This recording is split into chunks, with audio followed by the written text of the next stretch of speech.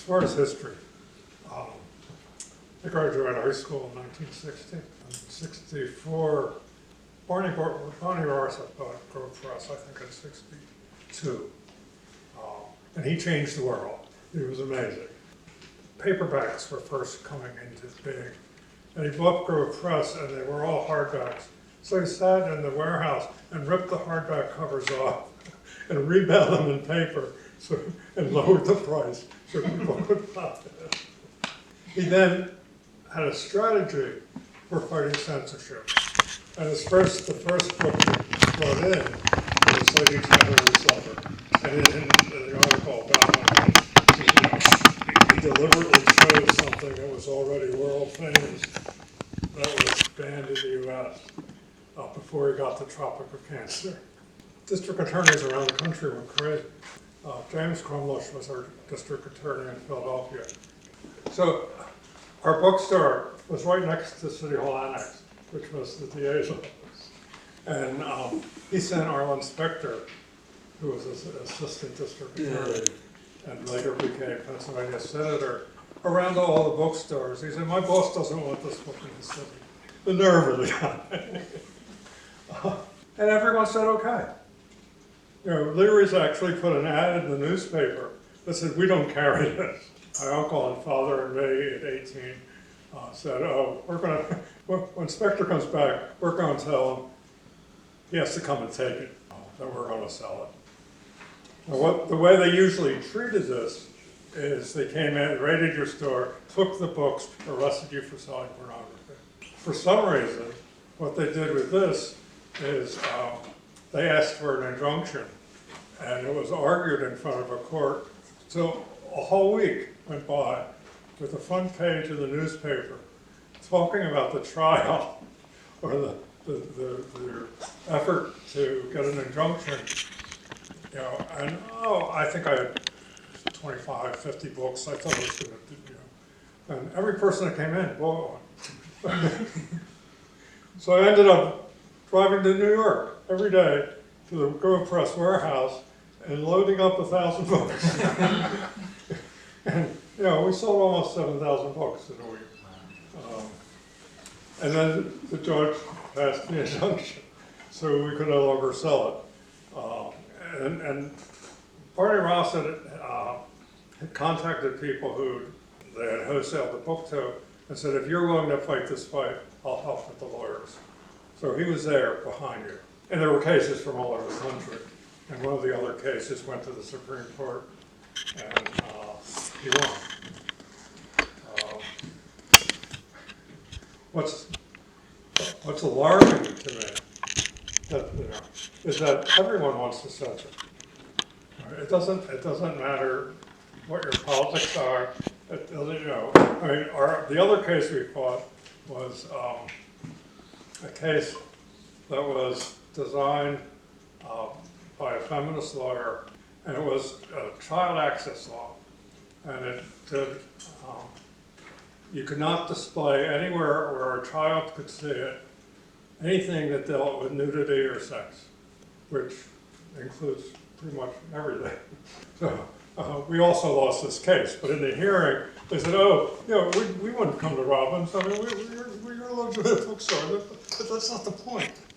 You know, in some little town, some district attorney is going to close a bookstore down because maybe they're selling the Bible. I'm liberal radical, and it frustrates me when the left goes for censorship. My hero is Scott Nearing, who was a great guy, and the principle was you should know your argument well enough that you can win the debate. There should be a debate. It shouldn't be censored. Everything should be debated. And you should be good enough that you know your stuff. Nothing like censoring something to make people buy it, right?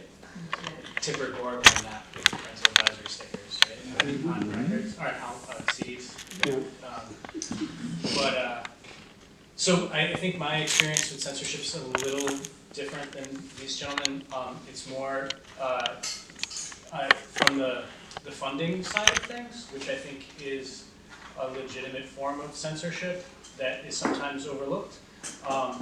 So in 2016, after certain political events took place, I, along with my friend and confidant, Aaron Ballou, who's a poet, wonderful poet, we started an organization called Writers Resist. And the goal of this organization was to help bring funding back to a variety of organizations that were immediately placed under threat by the policies of the incoming administration. And the way that we tried to combat this was not through the courts, which is one way to do it, but we hosted about 120 grassroots events, readings, and things like that all over the country and internationally to raise money to directly fund these arts organizations. And we had some success, but this battle is ongoing, and this kind of censorship, especially on the funding level. I mean, I experience it in academia all the time, right? Like,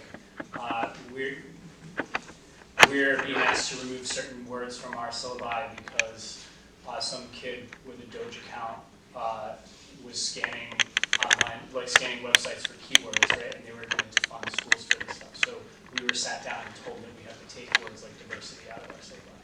And it's like, but what if I'm like, I shouldn't have to take it out anyway, but what if I'm just saying, like, you're reading a diversity of texts, or a diverse number of texts, and like, wait, what? Like, and so the administration said, well, we can work around this, just use, a synonym or something. And I'm like, but that's not the point, right? And so this battle is tied back to funding over and over and over again, and especially with things like the NEA. I was actually just reading about it last night fortuitously. There's a book review in the New Yorker about this new book about, is anybody familiar with the kind of infamous piece of art, Piss Christ? Yes. Yeah, so this piece of art, which actually, according to the artist, had no political meaning to it, like his whole goal with those pieces, which he did several of, were to create kind of like painting-like aesthetics through photographs, and he was using certain development techniques, and it just so happened that P was one of he was trying to like mimic a Rothko or something like that, right? Like these great swaths of paint. And so, but this type of censorship, like the reaction to that just happened to be a Southern preacher who had a mailing list of like 100,000 people, right?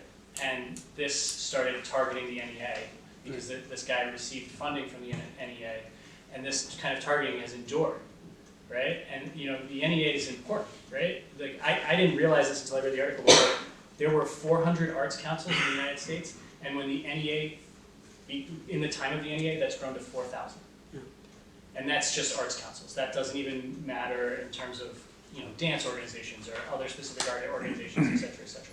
So all of this is to say, my kind of background around this has to do with getting to the to the economic source of censorship and trying to combat that in different ways. So I have a few different angles that I could talk about. One is as a book reviewer, for instance, it's not so much that they're saying you can't say this as that they're just eliminating all the book reviews. And so I used to write for the Washington Post book pages, and they had celebrated book pages. It was called the Washington Post Book World. And they won Pulitzer Prizes for the excellent criticism, Michael Dirda, people like that. Writing about novels, and it was bringing so much, the news about new books, old books being reissued to so many people. It was celebrated. It was a standalone thing. As of earlier this year, they've eliminated all book reviews. There will never be another book review. It's gone. Not just a few. I mean, it was dwindling, and then they said that's it, we're killing it. So no one, even if you have a Pulitzer Prize for criticism, no one can write for them at all anymore. And as these close, there are fewer and fewer places that you can go to bring the good news about books that you believe in. And I'm working on one right now I'll read from later by Molly Manning about librarians and censorship in wartime. And so this is something that there are fewer places for me to go to or anyone to go to write about these things. You could put it on your blog. You could do it on Amazon. It gets lost with thousands of other reviews. It's not really a replacement for intelligent commentary on books alongside films, politics, culture at large, things like this. A few places remain, Wall Street Journal, LA Times, New York Times, but it's dwindling fast. Another thing is, as a poet, it's kind of funny when people try to do this, but I have had some experiences, and one is almost comical. I wasn't really offended, but Thomas Bowdler, the term bowdlerize comes from a Victorian gentleman, and it's called bowdlerize. Exactly. So someone had bowdlerized one of my poems and for use, and it came up as a Google alert. But then another time, there was a thing called a great program called Poetry Out Loud that the National Endowment for the Arts, which by the way on NPR this morning, there's another attempt to completely defund it and get rid of it. I have friends who have worked there for many years. They're extremely tight-lipped. They're afraid to talk about anything. But 20 or more years ago, Poetry Out Loud was a national poetry recitation competition created by the National Endowment for the Arts.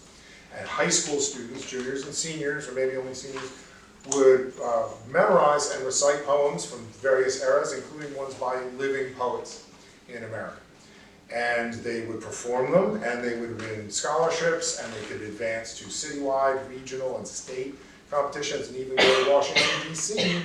To fund their college education through performance of memorized poems. And I had a poem that was one of the official selections that they could choose from called Domestic Situation, which is an unvarnished, unsentimental poem depicting uncomfortable things, abuse. Okay? And many of the students picked it. In fact, it was almost always female students, and I would get all these alerts from local newspapers saying that they had chosen, they had advanced to the next round, they memorized this. You go on Vimeo or YouTube, and there's all these great performances done in so many different styles. They really took to it, and they loved it. Probably because they felt it was a little edgy and might upset the older people. But I knew that there were kind of some complaints floating around, that maybe it's not appropriate for young people to, and anything that young people want too much, someone will say they probably shouldn't have it. It's bad for them, stop it. And then one season, I noticed all the Google alerts stopped from a huge number of local news outlets talking about it, and YouTube videos, they just went completely dead. And I realized they had been removed. But all the other poets who were added that year were still there. And then someone said, well, maybe they should have space. I said, well, it's the internet. I mean, they didn't have space. Of course they had space. And it kind of hurt me a little bit, but then I thought, they don't owe it to me. They don't, because the government stopped doing it entirely. It got taken over by the Poetry Foundation. Then I thought, and there's a big turn at the end, and then I'll stop talking about this. So they removed my poem, but there were lots of poems by living American poets still there for the students to choose from until last year. And then when I looked this year, what happened is the Poetry Foundation gave up, the government took it back, and it is now this awful website, impossible to maneuver, to navigate. It looks really ugly, and every poet who wrote a poem after, I think, 1930 has been completely removed. So, just like no more books in the Washington Post, no more living poets, And so they just sliced it all and said, this is now what it is, and probably did away with most of what it was supposed to be, which was things that students participated in and got scholarships. That's all gone too. So this is the sad end. So I can say, well, I wasn't the only one who moved. They got rid of all the pesky living poets. No more in the middle. So that's my experience. This is why high schoolers only read the same 5 poems. Anyway, I digress. I have 2 other poets that experienced the elimination of their poems from the reading list. Oh, really? Craig Zuri and Phil Howard. Oh, good. I had to know I wasn't the only one. I took a little pride in being targeted. Yeah. Yeah, you should take pride. Thanks for sharing. I think my next question, I think you touched on this a little bit, but I wanted to ask, in your opinion, why do people or groups try to censor literature? And also, do you think have you seen a change over time with why things are being challenged, and how? I could have answered that better when I had a bookstore. but I haven't had it for 12 years. So It's missed. I'll pass it on. I think, I was thinking about this question, and I think it's usually fear, like fear on the behalf of someone else. Like, you know, in The Simpsons when Mrs. Lovejoy is always like, "Well, please, somebody think of the children," right? I think it's you know, usually a child is a really good scapegoat for this kind of censorship, right? A child, a community, you know, some especially at-risk communities. But this kind of it's not fear for oneself; it's fear for the moral order, whatever that means. And I think that the people that are challenging things through censorship, they aren't asking the kind of most important question of like, should I read this, right? Should I read this? If you have a problem with it, you're asking for everyone, should anyone read this? And just because you don't think that that's for you, that's not up to you to make that decision for everyone else, right? And I think that decision making for everyone else is rooted in fear. I think that's my immediate response to that. I think it's also, you know, in many cases, a relatively small or even vanishingly small number of people applying a huge amount of pressure. You know, I saw a thing recently about Trevor Noah's memoir, Being a Banned Book, and I thought, well, it's a mega bestseller, it was on all these talk shows, how could it be? And what they meant was somewhere in Colorado, someone filed a complaint that person, I haven't read the book, that person felt it was anti-Catholic, that it had anti-Catholic sentiments. This is like sending us back to the Reformation at this point, right? But so there was a resentment that someone felt something was said that insulted them and people like them. But it's not like it was widespread. The book was celebrated and read by millions of people. But it was challenged by someone who felt angry about the way someone was depicted in it. I think you bring up an interesting point in terms of what's changed too. Like, I think that something that's, I mean, I think I'm relatively young compared to the other folks on this panel. I feel old. My knees feel old. But you know, I think the mechanism has changed, where one person can have a lot more impact than, you know. Yes, when I talked about Piss Christ, right, it just so happened to fall to a preacher who had this access to a mailing list of 100,000 people, and that was in you know, whatever the 70s or this 80s, late 80s. Sorry, thank you. But now anyone has access to 100,000 people on Twitter, That's right. on Instagram, on Facebook, on whatever, right? And there's nothing to check. So and especially if in that mechanism there is some sort of organized and concerted effort to then censor, and it's like once somebody else picks up on it, we're in a lot more trouble a lot more quickly. And people, you've all seen it, jump on this bandwagon before they have any idea what they're bandwagoning for, right? I mean, how many times do you read comments on any sort of internet page, like our town Fishtown or our town Philadelphia, and you're like, did anybody read the actual post, or did they just decide that they were going to? It's a knee-jerk reaction to the headline, which was designed to make people click on it. Right. It wasn't even accurate to what's going on. And so people are censoring, and then I think this is something we talked about a little bit before the panel. Like the other mechanism that's kind of behind this, that's changed a little bit, is self-censorship, right? Out of a fear. That fear that's external also then becomes internalized, and you're like, I don't want the mob attacking me, so I won't even do this. I won't even put this out there. I won't publish the hard book. I will self-edit. I will take this out before anyone gets angry. And that's a problem. And that's insidious, because it's happening behind closed doors at the moment of artistic creation. Or an editor or agent says, I don't want to touch it because I just don't have time to deal with the backlash. Yeah. Or your book makes it all the way to an editor and it gets boulderized. Yeah, that's right. Yeah. They have readers read it and say, take all this out. Yeah, because they need to sell it. It's not about art most of the time. Or they're just where someone will complain and they'll get a bad reputation. Yeah, and then their career's over. Then the mob gets them. So, anyway.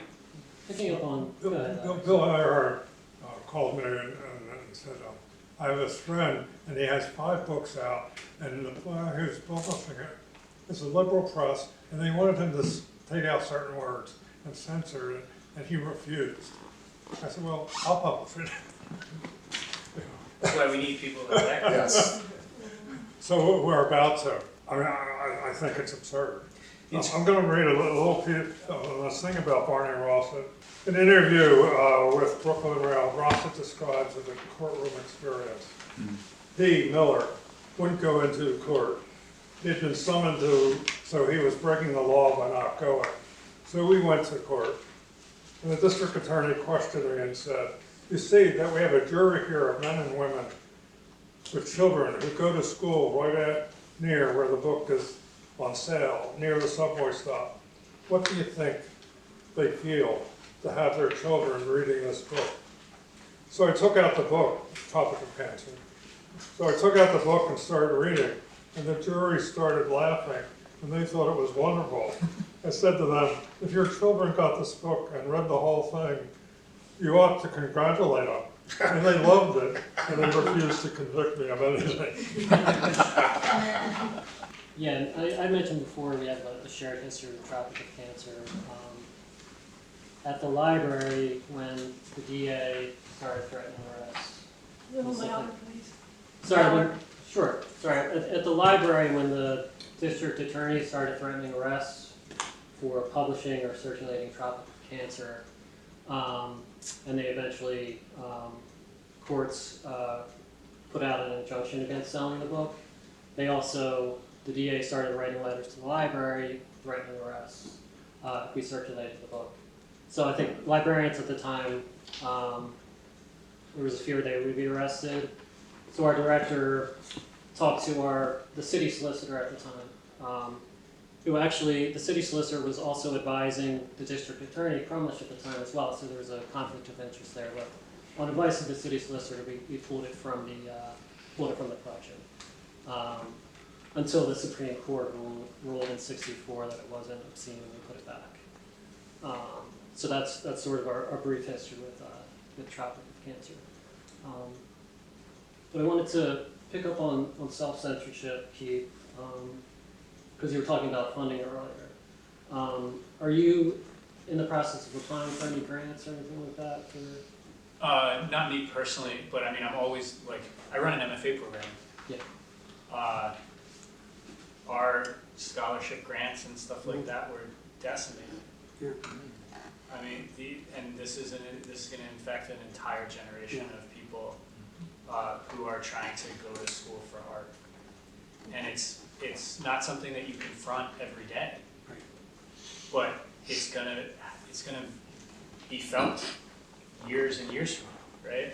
And even the students themselves, in terms of self-censorship, right? Like, I'm a poet. I'm pretty used to nobody caring what I have to say, right? Like, no, I mean, truly, like, I mean, you know who reads poetry? Probably you guys and like other poets, right? Like, and probably some of you are poets, you know? And like, it's not, you know, except for the same, you know, few books that are in Barnes and Noble and stuff like that these days, right? And like, and some great independent bookstores, but like, we're not known for being widely read, but I've noticed that people are more fearful now of what they're saying in their poems than they ever have been. And they're more fearful, you know, and for different reasons, right? I mean, especially, you know, I think of like the undocu poets and stuff like that, right? Who really, you know, were writing basically, like created a movement for the undocumented experience in poetry in America, right?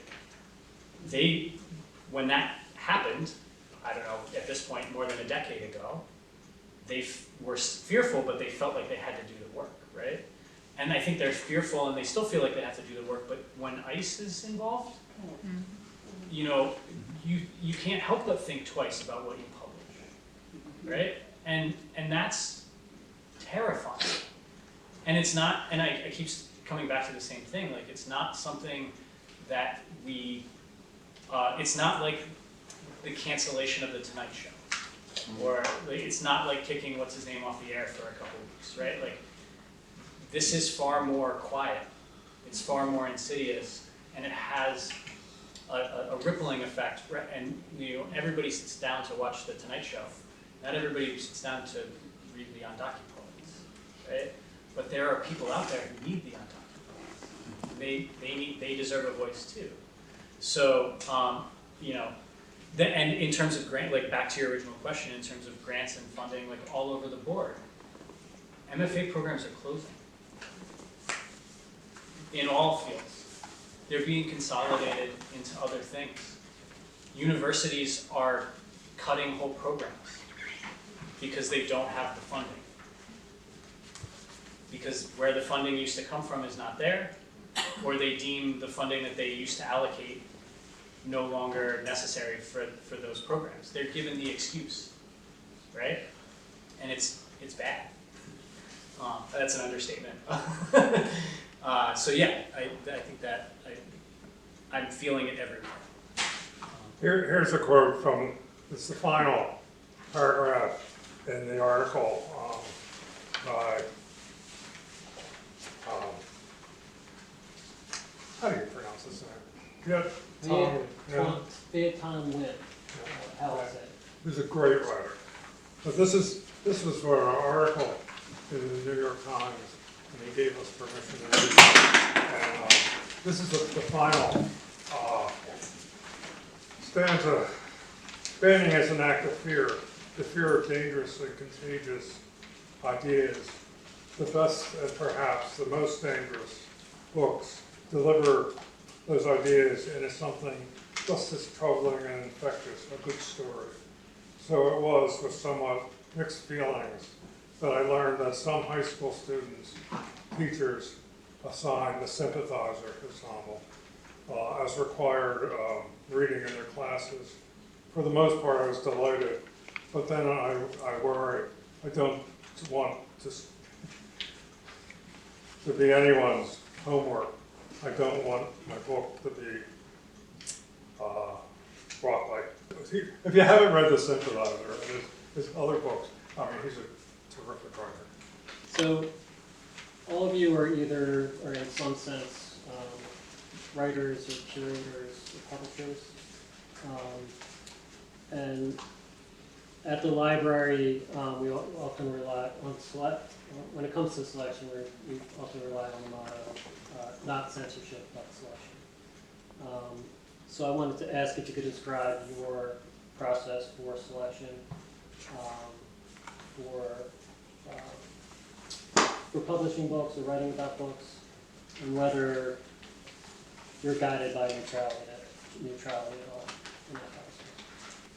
I think everyone should have a voice. We use have an editorial committee that makes the selections, and they range between 6 and 10 people.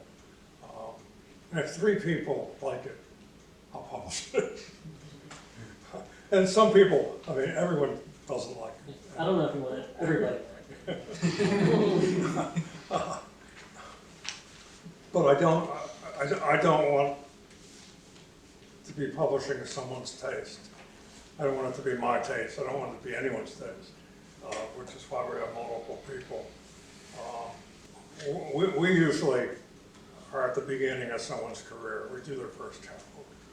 Besides 3 people liking it, it's as much a statement to continue, to explore, to have your say. And you become a better writer by reading and writing.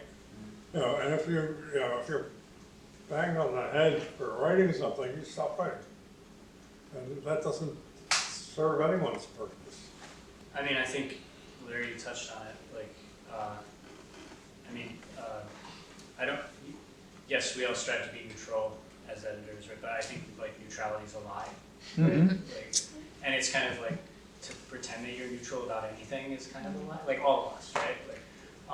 So it's essential to have more than one voice in the room to help make those decisions. And I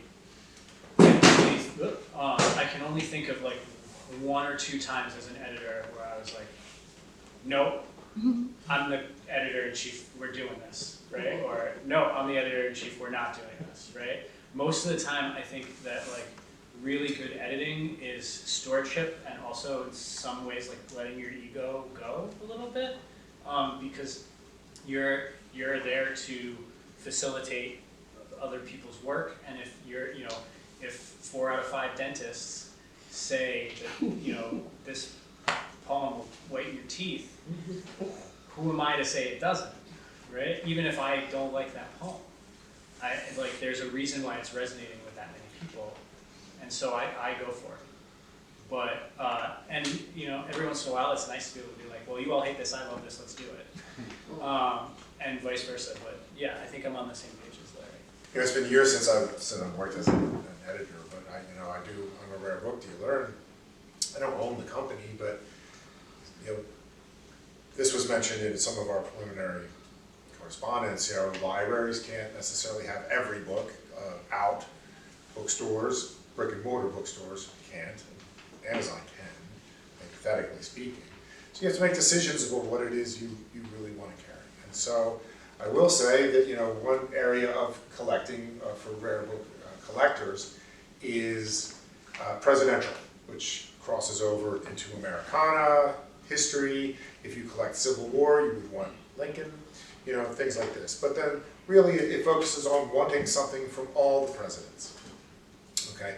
It tends to be nonpartisan in the sense that you collect Whigs and Bull Moose Party and Democrats and Republicans, and you just do this. And so you'll have Reagan and you'll have JFK because you collect presidents. So we try to carry as much as we can, but it sort of has always been not officially stated, but from the owners on down to the catalogers, that we didn't want to carry books by Donald Trump. And so part of me says, if you want to supply collectors with everything they need, you should probably carry it. But the distaste runs pretty deep, and so we've decided not to. And maybe in the future, if the company's still around, things fade into history, the feelings will be different. But then I will say, I noticed in our database that one had come in and been sold very quietly, because someone said, I've got a great collector who buys all political parties and really wants one, and this collector is going to go somewhere else if we can't get just that one to say that they have that one. So some of it is just what you choose to make available to people in terms of books, which is more what a librarian does than an editor per se, but it's a similar process. And my last question is sort of related to selection. I'll bring it back to our exhibit a little bit. For those of you who have been there, we have a feedback wall where we encourage people who have seen the exhibit to leave their own review, and paste it to a magnetic board there. So the review cards look like this. You'll see those on the wall out there. You're all welcome to leave a review today. And this is actually based on these cards that we used to have librarians fill out, which are reviews of books. There's kind of a form on the front, and then they'd be able to type up a review on the back. And this is a way for other librarians to decide whether they want to carry books with their branch or their subject department. And this one I happen to pull today is for Portnoy's complaint. So that was, I think at the time we discussed it, we knew it would be controversial and have a few reviews of it, and we probably ended up putting it in our adult restricted collections, which is something we did when we might have foreseen some controversy, or not so much because of who would get access, but we thought people might damage the book or take it out and steal it. So that was often happening. We call it like a pink slip, which was an adult collection slip. But we've gotten really good feedback on this wall. We've been surprised at how many reviews we've gotten. And also some of the books that are reviewed. So for example, we've gotten 2 or 3 about The Camp of the Saints. Is anybody familiar with the Camp of the Saints, the novel? It's like a dystopian fiction book that was published in 1973 by a French author, Jean Respect. But it basically imagines 1 million Indians coming on a boat and landing on the shores of France. And it basically imagines kind of the downfall of Western culture from there. And the people who like the book would say it's kind of a critique of multiculturalism and the French people not defending their country. But most critics think it's anti-immigrant and racist book. There's some really racist depictions of Indians in the book. So yeah, most of the reviews are really thoughtful and not really in this vein. So this was just one that stuck out to me. And it's actually become a book that's kind of influential in for right-wing figures like Stephen Miller. So, we have these books, which I think it's plausible to say, like, can actually be harmful in real life for people who adopt these books and then create policies that harm people like immigrants. And so I guess my final question is, without affecting intellectual freedom or banning books, how do we best combat these ideologies that might be presented in these books? This crosses over to what our neighbors say a little bit, which I have some disagreement with. At one point in Venezuela, the papers were all owned by rich people, but the unions were strong enough that they would respond to an article and say, "Oh, this isn't true." And some places where in Europe where there were things left by the Nazis, rather than take them down, they put out alternatives with them. And that's part of, you respond. You create this debate. Yes, this happened. This is why we think it's bad, rather than not deleting it. Right. Okay. All right, so yeah, even in this book by Molly Manning, she mentions at the height of the Second World War, someone, Ray Trotman and others, said, "Don't remove Mein Kampf from an American library. Leave it on a shelf with other books explaining why it's something that you have to fight against." Because Stephen King said years ago, if you tell people they can't get something, they'll crawl naked over glass to get it because they really want it. This is the boomerang effect that you experienced in Ed Robbins with 7,000 copies of a book selling in just a few days. That only is because you're telling people they can't have it. Yeah. Soon they won't be able to have it. It's a boomerang effect. So even in the Soviet Union, it's samizdat. So if they say you can't have something, you could get in a lot of trouble for being caught with that. They would photocopy it and share it. And just this week, in Putin's Russia, a huge cache of books from the West was seized and destroyed as being illegal to have in Russia. That included Jeffrey Eugenides' novel, The Virgin Suicides. It has been seized upon by right-wing figures who probably talk about it more than they've read it, okay, I believe, and so it has become a bit of a flashpoint. But, just to test it, to see if this was possible, I thought, well, whether or not it's available in a library is one thing. I took out my phone, I typed in full online text, Camp of the Saints, and boom, Internet Archive, multiple sites, not political sites, sites that have books that are in the public domain, and you can get the full unexpurgated book just like that. So there is no context there. That is not on a shelf next to something else.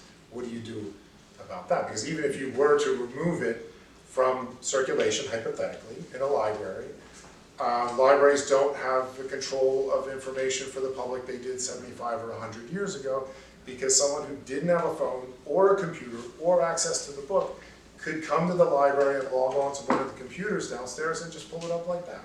So information wants to be free of all kinds, all kinds of information, good, a lot of bad.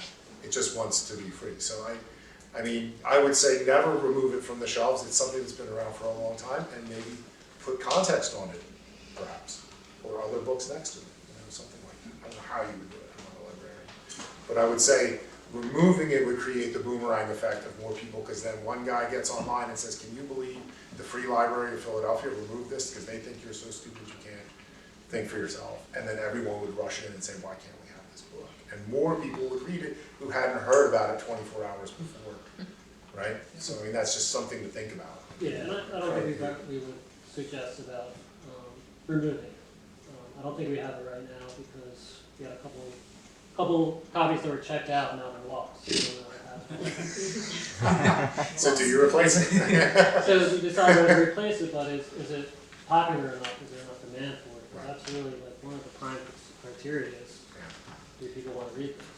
That's like the anarchist cookbook, I guess, like bookstore. Right. But you know, I think to like, I mean, I think everybody's kind of already touched on it. To put a point on it, like conversations like this, exhibits like the one down the hall, like that's how you create context, right? Yeah. Like, I mean, a text can be a serious historical artifact of a particular political fear. It can also, and that makes it worth reading, even though it shows you like a negative ideology, a hostile ideology, right? Like keeping Mein Kampf on the shelf, right? It's essential to do that so that things don't get turned into flashpoints or turned into forbidden fruit. And so, you know, both things can be true at once. And I think that's kind of like forcing, or that sounds more negative than I mean it, giving people the opportunity to encounter that contradiction in real time at an exhibit, at a conversation like this, is kind of the point of your exhibit, right? It's kind of the point of this conversation, as opposed to, you know, separate. Here's another quote from, the full article is in the paper, that you should have. But here's another quote from, he's talking about reading a book that really hated, that was negative about, you know, Vietnamese. Here's what I didn't do.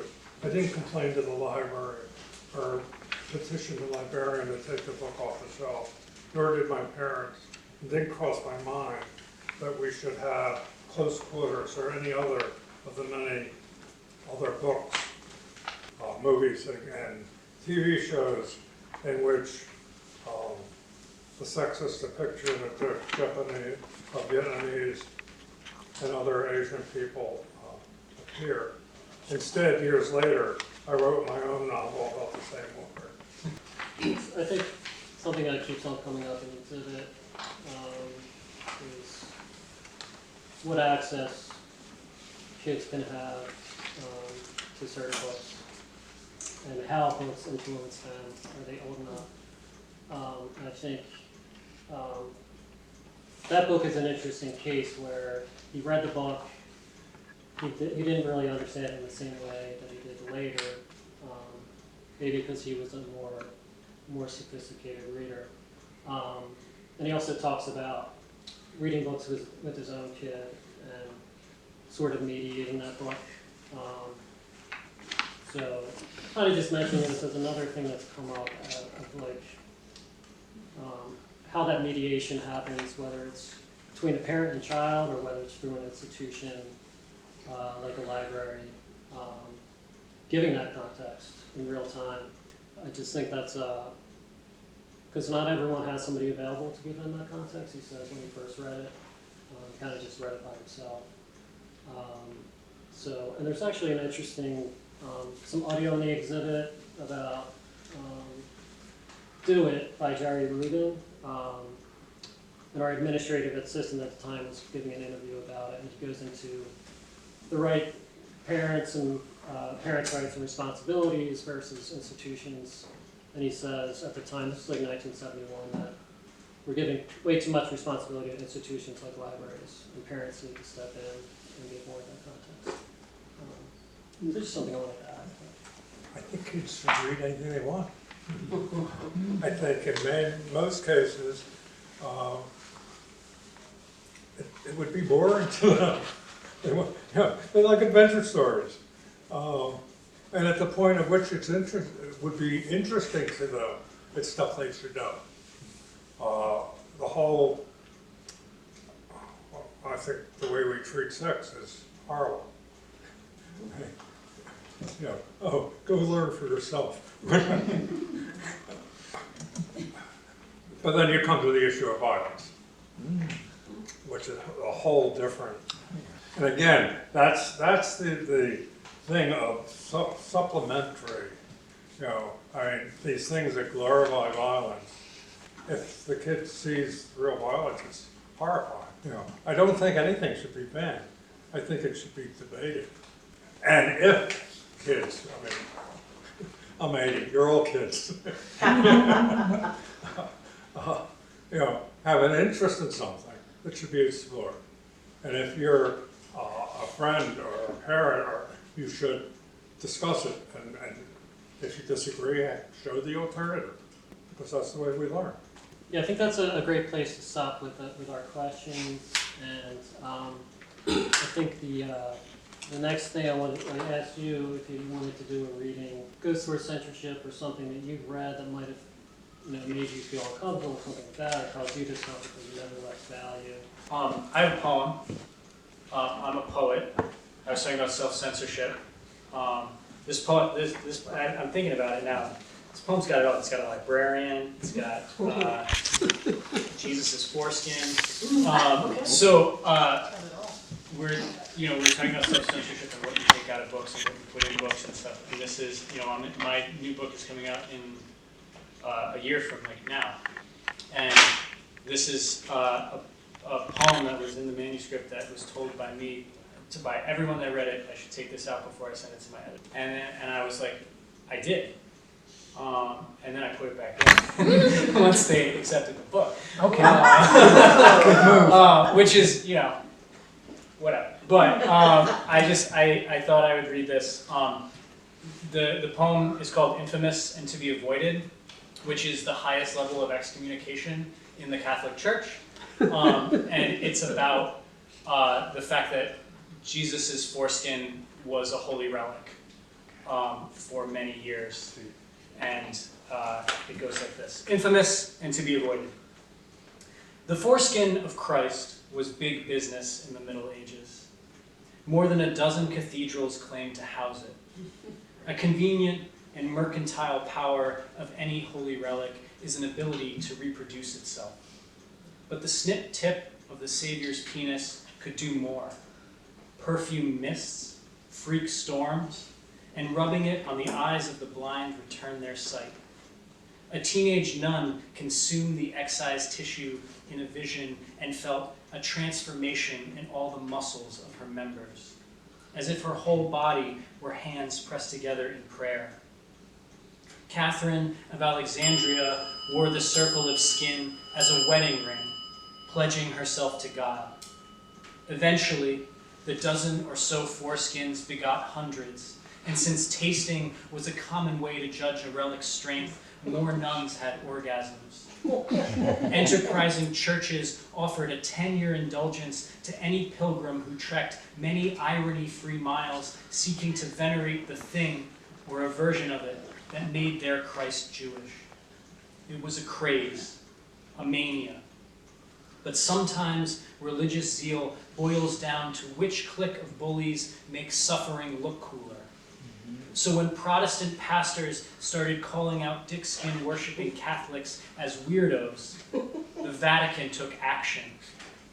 By decree, anyone writing, speaking, or commenting on Christ's foreskin faces automatic excommunication. Sorry, reader, but I tried to warn you. Be honest, though, the title made you want to read this poem more, right? True believer or not, we can't separate the lurid from the divine. A man who is actually two men and a ghost is nailed alive to a cross, and 3 days later his corpse walks out of a tomb.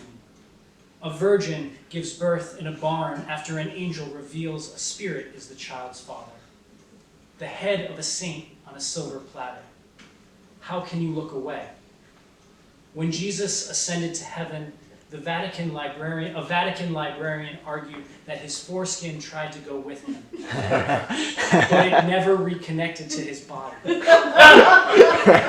Instead, it clipped a patch of space gas, expanded, and became the rings of Saturn, which, on a clear night, can easily be seen with the naked eye. Thanks. How do you follow that up? I'm not gonna try. So if you do ever want to, so I wrote a short essay, I'm not gonna read this, but it starts on this page here. It just runs from here to here, and it covers a lot of what we already have discussed, so I'm not gonna do that. But I mentioned that I review books about books, which means that over the years I've written a lot about librarians, libraries, book banning, book destroying, all sorts of things. The one I just filed this with the Wall Street Journal. This is called The Librarian's War by Molly Mann. These are the uncorrected proofs. Published by Oxford University Press. And so the book itself is not out for another month or two. But it's the subtitle is The Man Who Fought World War II with Books and Brought the Joy of Reading to Millions. So she also wrote a book called When Books Went to War. A lot of very interesting things happened in the Second World War related to books. I've reviewed a lot of books that had content of this nature, for instance, although none of this is in this book. You know, the Librarian of Congress removed the Declaration of Independence and the Constitution and sent them to an undisclosed subterranean vault in the Rocky Mountains for fear that if the Nazis invaded the United States, they would be able to destroy them or seize them as war prizes.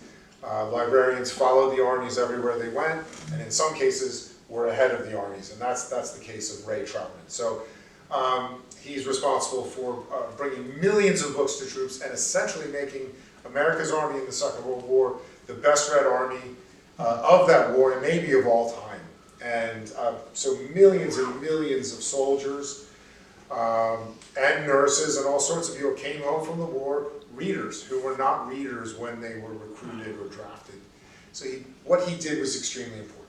So I'm just going to read 2 or 3 paragraphs from one chapter to show that even when everyone was supposedly pulling on the same side, attempts to censor and ban things were pretty ubiquitous. And she points out twice in this book, actually, that it's estimated that the Third Reich destroyed over 100 million books by 1945. So he was making it the case that this is what we are fighting against.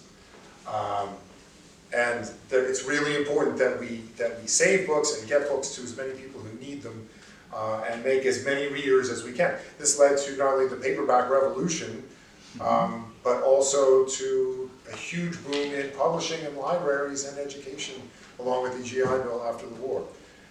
So this is a chapter called Tell Them to Stuff It. And the epigraph is a quote from Troutman. It's just, a book is no good unless it is read, which seems very obvious, but to a librarian it might mean a lot more. Beginning in late 1943, Troutman and his squad of army librarians found themselves under assault in a multi-front battle over censorship and book bans. And bear in mind, this man who because he was touring the front trying to get books to soldiers, was caught behind enemy lines during the Battle of the Bulge, and had because he was an officer, because he was a librarian, had to take over people who had been separated from their units, and they were surrounded by a panzer division and held there for weeks behind enemy lines, and attempting to create Molotov cocktails out of the bottles left from all the wine they found in the basements. And he was fighting on the front line, but this is about him fighting his own side over books. A handful of critics, from civilians to army officials and legislators, challenged the availability of certain titles in military libraries, citing morality, politics, and offensiveness. They demanded the removal of hundreds of volumes, ranging from Hemingway to history books. Troutman was obliged to follow military orders on what books he could distribute, and was also bound by his library training and belief that every book had a place on the shelves. A democracy did not tell its citizens what they could and could not read. Rather, it insisted upon the freedom to choose any book on any subject. To Troutman, it was baffling that any restrictions could even be suggested in America. Book burnings and bans were the tools used by fascism, whose ideology the United States was supposedly fighting against. He, along with American politicians, librarians, and the public, remembered the 1933 book burnings across Germany and how tens of thousands of volumes were destroyed because of their ideas. The significance of those bonfires had only become more apparent over the decade that had passed. On May 10th, 1943, 10 years after the Berlin book burning, flags were flown at half-mast at libraries across the United States. And President Roosevelt spoke of the power of books in fighting against totalitarianism and oppression. This is a quote from FDR. We all know that books burn, yet we have the greater knowledge that books cannot be killed by fire. People die, but books never die. No man and no force can abolish memory. No man and no force can take from the world the books that embody man's fight against tyranny. In this war, we know books are weapons. And now, that's the end of FDR, one more paragraph. Books were considered so crucial to preserving and spreading freedom that the U.S. Office of War Information designed posters saying as much. One depicts a bonfire licking the base of a skyscraper-sized book, with small figures wearing Nazi armbands throwing books into the flames. The giant book appears unscathed by the fire. On its cover, an excerpt of President Roosevelt's speech is provided. A second poster by the Office of War Information shows an image of the 1933 Berlin book burning and states, 10 years ago, the Nazis burned these books, but free Americans can still read them. Distributed for free, these posters were hung in storefront windows and libraries, often accompanied by a display of books banned by the Nazis and recommendations that Americans enjoy these forbidden books. Banned authors included Helen Keller, Ernest Hemingway, John Steinbeck, Langston Hughes, Dorothy Thompson, Edna Ferber, Eric Knight, Carl Sandburg, Kay Boyle, and Jack London. So there's much more where that came from. But I think that gives a taste of like how fierce the fight has been and how long the fight has been going on. Because this describes a display much like the one that you're responsible for right now. So.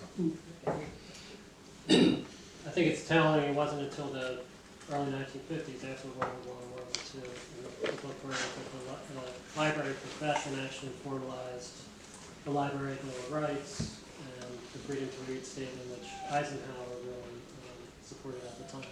But thank you so much. Thanks for the readings and answering my questions today in this great discussion. Not so much a question, but a comment on Keith's, Piss Christ. I guess the current political climate, of course, has reignited the culture wars, of which some of us are aware, through the 80s and 90s, specifically fomented by the religious right at that time, which was actually not as crazy as the religious right is now. It was, Which is crazy to say. it was gotcha crazy then, right? And I know that because I was heavily involved in that censorship battle. We actually defended the NEA-4 and took the case to court and won eventually in the Supreme Court. And so, there are parallels that actually it's kind of cyclical how it just comes and goes, and hopefully, this will ebb as well, as we move hopefully into a more reasonable political Thanks for thinking doing in that this work. country. But but that's, and so I just wanted to say that, that was a really, and it started off actually with the Mapplethorpe's show at the ICA in Philadelphia, which was curated by Judith Stein. And it was here where the censors first saw it, and then when it landed at the courtroom in Washington, it went. Yeah, because there was another retrospective in Virginia or something too, right? And it had some sort of government funding associated with the museum, and then everything went. And the director of the museum, the art museum in Cincinnati, also. Oh, that's right. Yeah. Went to prison. You should. I'll tell you the title of this book. You should read it. Try to make this all it's super duper. So thanks so much for everything that you guys shared. I got a lot out of your perspectives. But there's one thing that, like Mr. Kopka, you were talking earlier You about. can call me Keith. Cigarettes and citywide living. Yeah, let's go. So, Meet you at McGlinchey's, it's gone. so I really like when you said that the origin of the censorship is driven by fear on behalf of the moral order, and that it was rooted in fear. And I wondered if you guys would be comfortable like saying more about this as people who have come up against it, because I guess for like a little more context, I'm in a philosophy group. We just read The Republic, Phaedrus, and Symposium, and there is, other than saying, right, like enshrined pedophilia is what brings you closest to God, that the ultimate act of moral emboldenment is to look at society and to guard its veils, like to consider it as a moral structure and to say something about it, which is not something I've ever felt like doing in my life, and something that makes me feel so alienated from the people that do. And to listen to you, Larry, like what I learn is, oh my God, like effective democracy in a position of choice is to steward anarchy. It's like the opposite of enforcing an order on what is available to people by removing choice options and kind of inserting ourselves ahead of their own free will. And so I guess like this is what I'm wondering about is maybe if you had more thoughts on where that drive is coming from, and do you feel like the historical example has any significance, that people who we feel we inherit the idea of our social structures from stood by this idea that like, yes, to be a fully formed person and realize that in oneself is to make moral commentary on like how other people should live. Yeah. I think that, and I don't even know if I'm going to answer your question or your thinking, because this is that's a huge philosophical debate, right? Like but I like to criticize or to look out in the world and make moral judgment, or to create controlled anarchy, as you said, to facilitate people making their own moral judgments, or to, I think what was ticking in my brain when I was hearing you expand on this was all like, there's a difference between critical thinking and judgment, right? And to facilitate critical thinking, I think is what I would say, like, is controlled anarchy perhaps, right? Because if we think critically about things, we're all just about on the tip of anarchy all the time, if we really think about it. Yeah.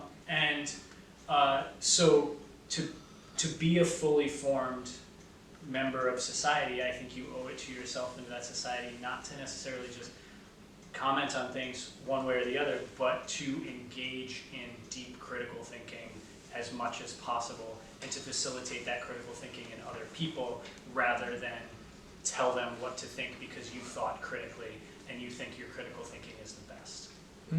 Right? Like, I want to think critically enough about something that I can guide people to their own critical thinking. And I think that's what art does. And that's what makes it so dangerous and so important.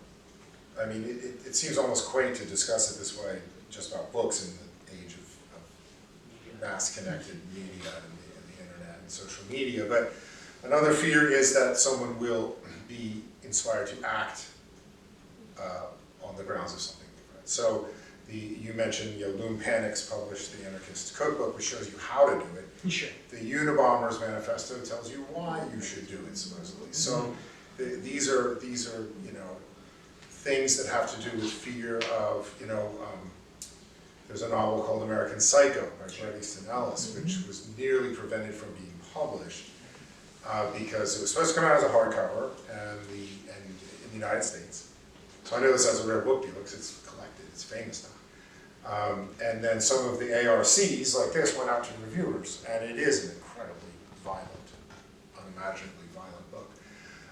And there were many feminists who were outspoken about the violence against women depicted in the book and said that this could inspire real-life violence to take place. And so what the publisher did, the first hardcovers actually appeared Victor Galant's in London, and the American one was quietly snuck out through the Vintage series, which was usually reprintings in trade paperback of books that had already been around for a long time.